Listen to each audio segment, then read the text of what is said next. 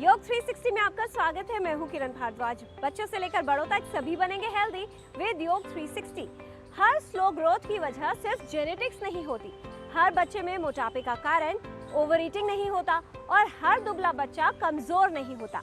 कई बार इन सभी समस्याओं का कारण छुपा होता है थायराइड की समस्या में। क्या आपका बच्चा अपनी उम्र के हिसाब से छोटा लगता है, जल्दी थक जाता है, पढ़ने में ध्यान नहीं लगा पाता या फिर अचानक उसका वजन बढ़ने लगा है, तो इन लक्षणों को बिल्कुल भी नजरअंदाज न करें, क्योंकि ये बच्चे की जीवन की रफ्तार को धीमा कर सकते हैं। क्या है थायराइड की समस्या, आज आपको ये समझाते हैं और बच्चों में थायराइड को कंट्रोल करने के कुछ इफेक्टिव तरीके बताते हैं। थायराइड संबंधित विकार बेहद आम है और वयस्कों में काफी देखे जाते हैं, लेकिन थायराइड की समस्या बच्चों को भी प्रभावित करती है। थायराइड गर्दन के सामने स्थित एक ग्रंथि है जो ऐसे हार्मोन बनाती है जो बच्चों की लंबाई, वजन, मस्तिष्क के विकास, ऊर्जा, हड्डियों की मजबूती और शरीर के मेटाबॉलिज्म को नियंत्रित करते हैं। बच्चों में थायराइड की समस्या दो तरह की हो सकती है।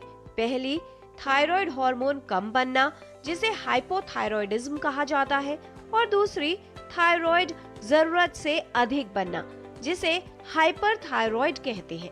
यदि जन्म से ही बच्चे में थायराइड हार्मोन की कमी हो और समय पर इलाज न मिले तो उसके शारीरिक और मानसिक विकास पर गंभीर प्रभाव पड़ सकता है। बड़े बच्चों में इसके लक्षण अलग हो सकते हैं, जैसे लंबाई का धीमा बढ़ना, बार बार थकान और पढ़ाई में ध्यान न लगना। ऐसी समस्याएं हो सकती है।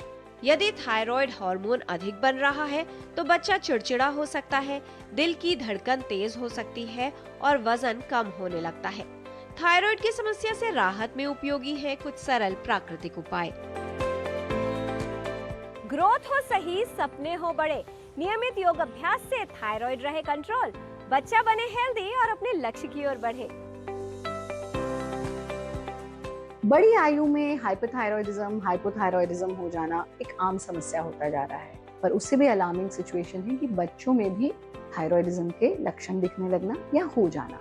ऐसे में दो बहुत महत्वपूर्ण से अभ्यास बच्चों को जरूर कराने चाहिए। सबसे पहला अभ्यास है भुजंगासन का अभ्यास। भुजंगासन का नियमित अभ्यास हमारे थायराइड ग्लैंड पर काम करता है और बच्चों में होने वाली समस्या से बचाता भी है, प्रिवेंशन के रूप में, क्योर के रूप में, दोनों में काम करता है। दूसरा अभ्यास है सेतुबंध का अभ्यास। तो दोनों को एक बार समझ लेते हैं। भुजंगासन के लिए हम इस तरह से पेट के बल लेटेंगे और इसके दोनों वेरिएशंस हम करेंगे। सबसे पहले हमारी हमारी हथेली जमीन पर है, हमारे दोनों कोहनी जमीन पर है और हथेली और कोहनी जमीन पर ही रहेगा। सांस भरते हुए जितना ऊंचा उठ सकते हैं, अपने सीने को उन्नत करना, चेहरे को ऊंचा करना, सांस छोड़ते हुए वापस आ जाना। इसको 3 बार दोहरा लीजिए। दूसरे अभ्यास में हम हाथों को अपने कंधों के नीचे ले जाते हैं और जितना हो सके गर्दन को पीछे ले जाना,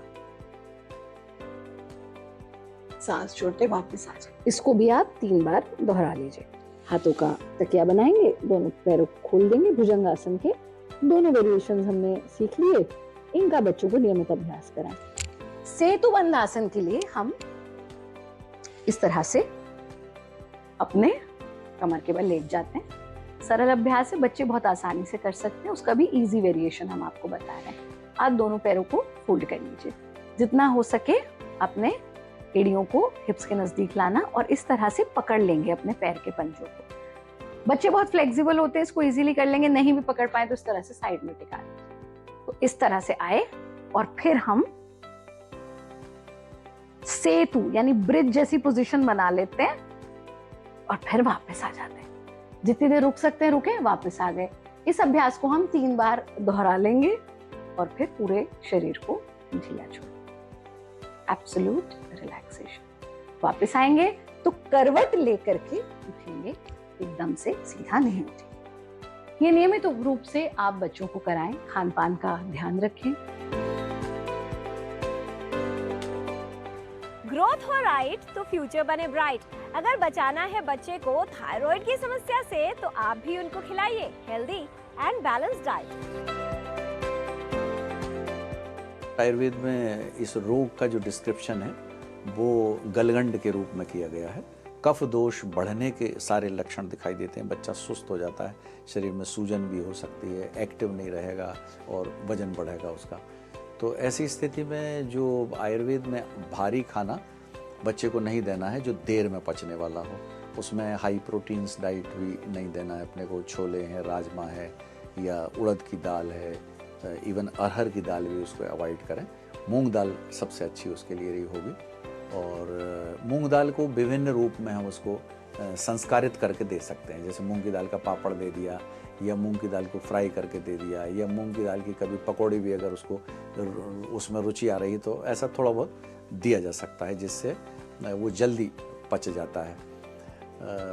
साथ में छाछ की अगर हम चर्चा करते हैं, पानी जब ज़्यादा हो जाता है और फैट एकदम से जब उसमें से निकल जाता है तो वो उसमें एंजाइम्स होते हैं और बहुत ही माइक्रो न्यूट्रिएंट्स वगैरह जो एपेटाइज़र हैं वो उसमें रहते हैं, तो वो हमारे लिए बड़ा पाचक होता है। तो थायराइड वाले जो रोगी हैं, बच्चों को भी हम उसको रिकमेंड कर सकते हैं। रायते के रूप में भी उसको दे सकते हैं और आहार के रूप में जैसे भी वो ले ले। आहार में अगर हम और देखते हैं तो जो जैसे गाय का दूध बेस्ट माना जाता है। गाय के दूध से कभी ना तो वजन बढ़ेगा और ना कभी और कोई किसी तरह के कोई उसके साइड इफ़ेक्ट्स होते हैं। थोड़ा बहुत गाय के घी का प्रयोग किया जा सकता है, नस्य के प्रयोग से आराम मिलेगा। और ये ऊर्ध्वजत्रुगत व्याधियाँ जो कहलाती हैं, ये क्लेविकल बोन्स से ऊपर वाले, इन सब के लिए नेत्र और कान और सारी इंद्रियां जो है वो अच्छी होंगी।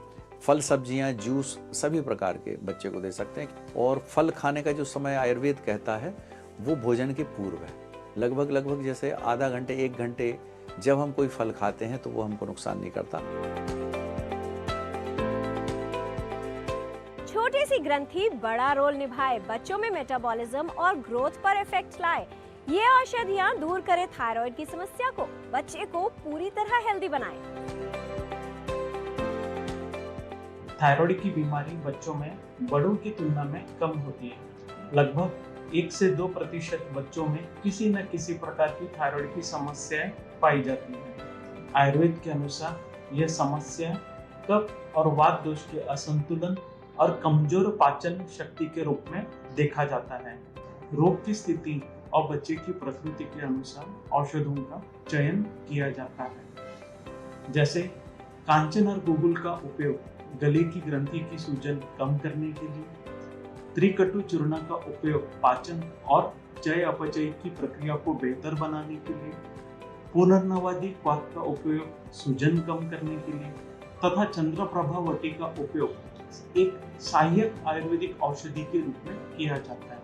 अगर मैं सामान्य मात्रा की बात कहूँ तो कांचना गुगुल आप आधी से 1 गोली दिन में 2 बार भोजन के बाद गुनगुने पानी के साथ दे सकते हैं। त्रिकटु चूर्ण लगभग 250 से 500 मिलीग्राम दिन में 2 बार शहद या गुनगुने पानी के साथ आप दे सकते हैं। या पुनर्नवादी क्वाथ 5 से 10 ml बराबर पानी में गुनगुना पानी मिलाकर भोजन से लगभग 30 मिनट पहले तथा चंद्रप्रभा वटी को आप आधी गोली की मात्रा में दिन में 2 बार भोजन के बाद गुनगुने पानी के साथ दी जा सकती है। याद रखिए, अंतिम औषधि मात्रा एवं उपचार अवधि केवल योग्य आयुर्वेद चिकित्सक के द्वारा ही निर्धारित की जानी चाहिए। थायराइड की समस्या की पहचान एक साधारण रक्त परीक्षण से की जा सकती है। समय पर पहचान, सही उपाय और नियमित देखभाल से थायराइड से प्रभावित बच्चे को पूरी तरह से स्वस्थ और सक्रिय बनाए रखा जा सकता है। आज आपने जाना भुजंगासन का अभ्यास, सेतुबंद आसन करना लाभकारी है। नियमित योग अभ्यास करने से मिलेगा स्वास्थ्य लाभ। बच्चों में थायराइड की समस्या से राहत और बचाव में उपयोगी है योग। बच्चों को सुपाच्य भोजन व गाय का घी खिलाएं। मूंग की दाल, फल, सब्जियां, छाछ का सेवन लाभकारी है। फल भोजन से आधा या 1 घंटा पहले खिलाएं। छोले, राजमा, उड़द की दाल और भारी भोजन बच्चों को न दें। कांचनार गुगुल थायराइड ग्रंथि की सूजन को कम करने में उपयोगी है। त्रिकटु चूर्ण से पाचन और चयापचय बेहतर बनेगा। पुनर्नवादी क्वाथ ग्रंथि की सूजन को कम करने में सहायक है। चंद्रप्रभा वटी भोजन के बाद दिन में 2 बार गुनगुने पानी के साथ लें। अगर बच्चे की ग्रोथ है slow, don't make any guess. Thyroid check करवाना इज द बेस्ट। बच्चा बने हेल्दी, इसके लिए थायराइड रखें कंट्रोल। बच्चे की होगी सही ग्रोथ तो वो अचीव करेगा अपना हर गोल। हेल्थ संबंधी जानकारी हम आप तक ऐसे ही लाते रहेंगे, आपको हेल्दी बनाते रहेंगे। बच्चों से लेकर बड़ों तक सभी बनेंगे हेल्दी विद योग 360।